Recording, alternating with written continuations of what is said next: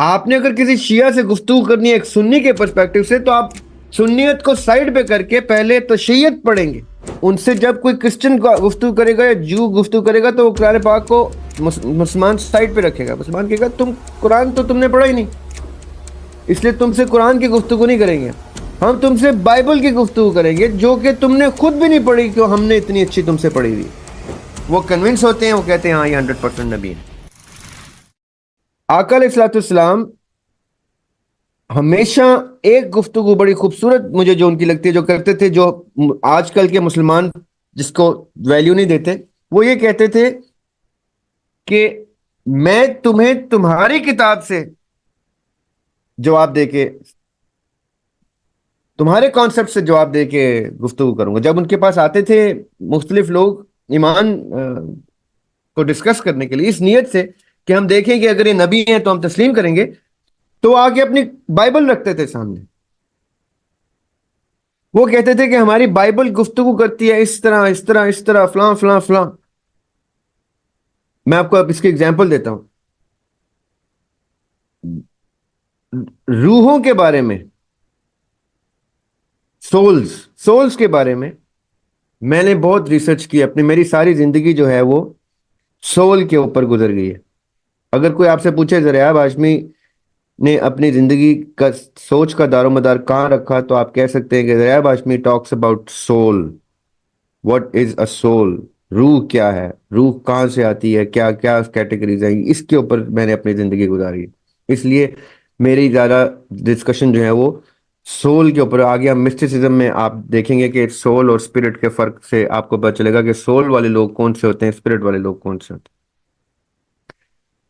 آقا علیہ الصلوۃ والسلام کو قرآن پاک میں اللہ تعالیٰ کہتے ہیں کہ یہودیوں سے ان کا انٹریکشن ہونا ہوتا ہے، تو اس میں وہ کہتے ہیں کہ ہم نے پھر نبی پاک صلی اللہ علیہ وسلم سے کہا کہ تم سے 3 سوال وہ پوچھیں گے، ان تینوں کے جواب تمہیں اللہ تعالیٰ بتاتے ہیں. تو اس میں پہلا حضرت خضر علیہ السلام کا، اور دوسرا اس کو چھوڑیں جو سول والا ہے، اس پہ وہ کہتے ہیں کہ تم سے وہ آ کے روح کا پوچھیں تو تم کہنا کہ روح اللہ کا امر ہے، امر ربی، اور اس کے بارے میں اللہ تعالیٰ نے بہت کم ڈسکشن کی ہے، بہت کم ایڈریس کیا ہے اس کو. تو جب وہ یہودی آتے ہیں تو وہ ان 3 سوالوں میں جا کے اس سوال پہ زور دیتے ہیں، کیونکہ ان کی بائبل میں لکھا ہوتا ہے کہ نبی کو ریکگنائز کرنا ہے سوری، تو ان سوالوں سے ریکگنائز کرنا. اگر وہ ان سوالوں کا جواب ایسے دے، ایکس وائی زی دیں، تو مان لینا کہ نبی. تو اللہ تعالیٰ نے نبی صلی اللہ علیہ وسلم کو وہ میسج پہنچا دیا کہ وہ آئیں گے، تم سے یہ سوال پوچھیں گے، ان کو یہ جواب دینا. تو آقا علیہ الصلوۃ والسلام ایگزیکٹلی وہی جواب ان کی بائبل کے مطابق دیتے ہیں. وہ کنونس ہوتے ہیں، وہ کہتے ہیں ہاں یہ 100% نبی ہے. اب یہ میں کیوں آپ کو ایک قصہ سنایا؟ سو دیٹ یو نو کہ when someone from another belief comes to you or you go to them, particularly my friends, brothers here جو باقاعدہ طور پہ نان بلیورز کے ساتھ وہ کرتے ہیں، کیا ایک اس کا ایک خاص ٹرم ہے، مناظرہ کرتے ہیں، مباہلہ کرتے ہیں، ڈسکشن کرتے ہیں. تو آپ نے ایک چیز ذہن میں رکھنی ہے، یہ نبی پاک صلی اللہ علیہ وسلم کی سنت ہے اور اہل بیت کی سنت ہے.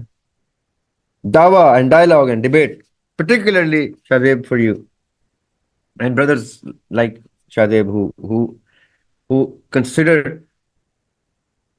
their dawat, their discussions, their spreading of Aqidah enough of a responsibility that they spend time on it, they spend their lives on it. یہ بڑے خاص لوگ ہوتے ہیں. ان کے لیے خاص طور پہ نبی پاک صلی اللہ علیہ وسلم اور اہل بیت کی سنت ہے کہ انہوں نے بائبل رٹی ہوئی ہے. ان سے جب کوئی کرسچن گفتگو کرے گا یا جو گفتگو کرے گا تو وہ قرآن پاک کو مسلمان سائڈ پہ رکھے گا. مسلمان کہے گا تم قرآن تو تم نے پڑھا ہی نہیں، اس لیے تم سے قرآن کی گفتگو نہیں کریں گے. ہم تم سے بائبل کی گفتگو کریں گے جو کہ تم نے خود بھی نہیں پڑھی کہ ہم نے اتنی اچھی تم سے پڑھی ہوئی. So when you talk about a belief, you have to know about that belief. کیوں؟ کیونکہ ڈیموگرافک اسٹیٹا کیا بتاتا ہے کہ بلیور اور نان بلیور کی ایتھکس کی ڈیفینیشن ہی ڈفرینٹ ہے. تو جب ہم نان بلیور سے ڈسکس کریں گے تو نان بلیور کا جو تھیولوجی ہے، کا جو کانسیپٹس ہیں، کی جو بیسک آرگیومنٹس ہیں وہ کن فنڈامنٹلز پہ بلڈ ہوتی ہیں ہمیں پتہ ہونی چاہیے، کیونکہ ہم بلیف نہیں ڈسکس کر سکتے اس کے سامنے. اسی طرح جب ایک بلیور کی کلاسیفیکیشن میں آپ آئیں گے تو ایک سکھ سے گفتگو کرتے ہوئے مجھے گرنتھ نہیں پتا کیا کہتے ہیں تو مجھے شرم آنی چاہیے، میں اس کے سامنے قرآن نہیں ڈسکس کر سکتا. میں کہوں گا کہ میں I will come back to you after reading your books because it is the sunnah of my prophet to know about your book before I talk to you, to read about your book before I talk to you. Likewise اب آپ اس classification کو اور نیچے لے کے جائیں. ایک سنی اور شیعہ کی بحث کی تک ہی نہیں بنتی، کیونکہ شیعہ نے سنی نالج اپنے اوپر حرام کیا ہوا ہے اور سنی نے شیعہ نالج اپنے اوپر حرام کیا. آپ نے اگر کسی شیعہ سے گفتگو کرنی ہے ایک سنی کے پرسپیکٹو سے تو آپ سنیت کو سائڈ پہ کر کے پہلے تشیعت پڑھیں گے. آپ کہیں کہ یہ ہوا کیا پاکستان میں جب ہم 20s میں تھے، کالج لائف میں تھے، تو ایک کتاب کو بین کر دیا گیا اور ایک بندے کو مرتد کہہ کے واجب القتل کر دیا گیا، کہہ دیا گیا. اس کا نام ہے سلمان رشدی. پچھلے سال اس کے اوپر حملہ بھی ہوا، اس کی آنکھ بھی ڈیمیج ہوئی، بچ گیا پھر بھی وہ بیچارہ. اس کو اللہ تعالیٰ نے اتنی سستی موت دینی نہیں. اس نے ایک کتاب لکھ دی اور وہ کتاب وائرل ہو گئی. اس دور میں وائرل ایسے ہوتی تھی کہ سوشل میڈیا نہیں تھا تو نیوز کا حصہ بن گئی. اور اس میں ایگزیکٹلی اور اس کتاب میں اس نے کوئی گستاخانہ کلمات کہہ دیے اللہ تعالیٰ کی شان میں بھی، آقا علیہ السلام کی شان میں بھی. وہ واجب القتل ہو گیا اور بلا بلا بلا بلا. وہ اس کے بارے میں کوئی کہاں نکل گیا اس کو قتل کرنے، کوئی کہاں نکل گیا. تو جب I was growing up, I was in your ages 20s، تو میں نے کہا یار ایک جگہ ڈسکشن ہو رہی تو انہوں نے کہا کہ آپ کی کیا رائے ہے سلمان رشدی کے بارے میں. میں نے کہا میری تو کوئی رائے نہیں ہے، ابھی تو مین سٹریم میں چل رہا ہے، یہ کتاب ہی بین کر دی. آپ کو کتاب کھولیں تو مجھے بک سٹور پہ وہ کتاب ملے تو میں بتاؤں میری کیا رائے ہے. آپ لوگوں نے ایسی حرکت کی ہے کہ وہ کتاب میرے ایکسس میں نہیں ہے، میں کیسے پڑھوں؟ بغیر پڑھے میں کیسے کہہ دوں کہ وہ واجب القتل ہے؟ کل کو میری کسی کتاب کے اندر، میں کتاب آج تک کیوں نہیں لانچ کر سکا؟ کیونکہ میرے پبلشرز کہتے ہیں کہ آپ واجب القتل ہو جائیں. Honestly speaking, I have a book written many years ago which I take to publishers and they say we are not going to publish this. ہمارے پبلیکیشن ہاؤس کو آگ لگا دیں گے لوگ. And I'm like why؟ کہتے ہیں کیونکہ آپ نے اس میں اتنا ایکسپلیسٹ کانٹینٹ لکھا ہوا ہے کہ آپ واجب القتل ہو جائیں گے. میں نے کہا یار کوئی پڑھے گا تو واجب القتل ہوں گے نا، جو پڑھے گا وہ سمجھ جائے گا، وہ نہیں کرے گا.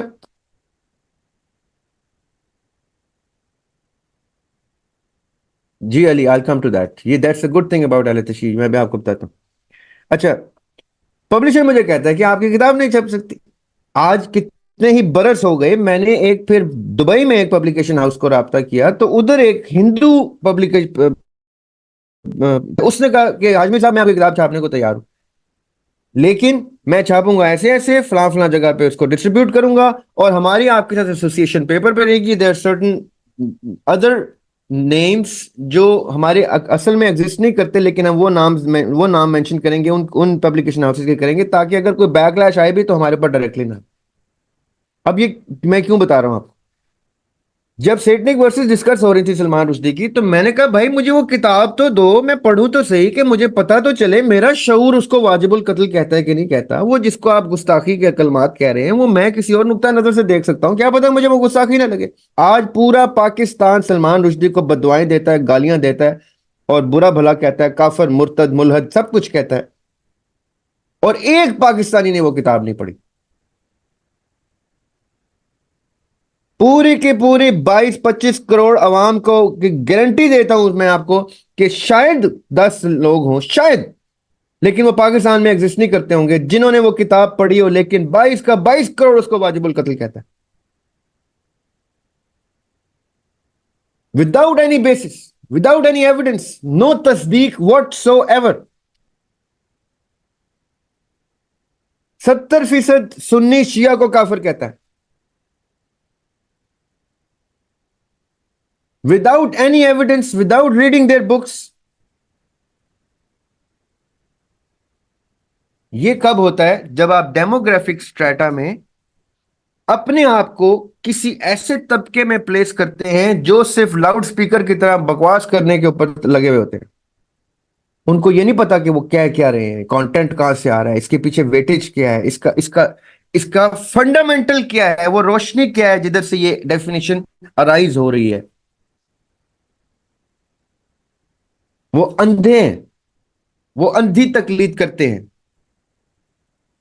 A person who is blind is dependent because he knows that I cannot see. اللہ تعالیٰ نے مجھے بنایا ہے، مجھے اللہ تعالیٰ نے آخرت میں شاید دنیا کی سب سے زیادہ برائٹ آنکھیں دینی ہوں. میں چاہے آخرت میں وہ دیکھ سکتا ہوں جو یہ سو کالڈ آنکھوں والے دنیا میں ساری عمر نہیں دیکھ سکے.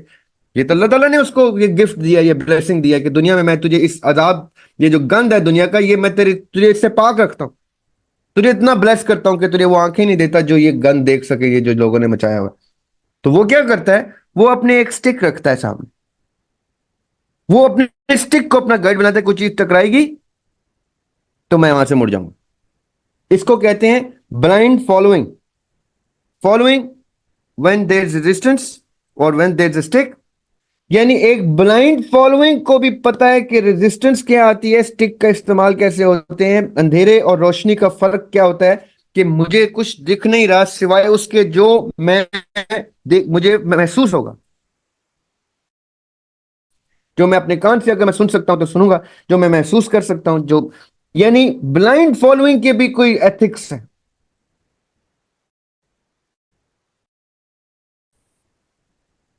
میں سب کو وہی کچھ کروں گا جو سب کہہ رہے ہیں، واجب القتل کو قتل کروں گا، سو ٹو سچ اے لیول کہ میں انگلینڈ جا کے اس کو قتل کرنے پہ تل گیا ہوں. آئی گارنٹی یو جس نے سلمان رشدی پہ حملہ کیا ہے آج تک جتنے بھی حملے اس پہ، ان میں سے کسی نے بھی کتاب نہیں پڑھی کہ اس نے اس میں لکھا کیا. یہ ہوتا ہے جب آپ بیسک ڈیموگرافک سٹریٹا میں اپنے آپ کو پلیس کرنے میں مس آئیڈینٹیفائی کرتے ہیں اپنے آپ کو.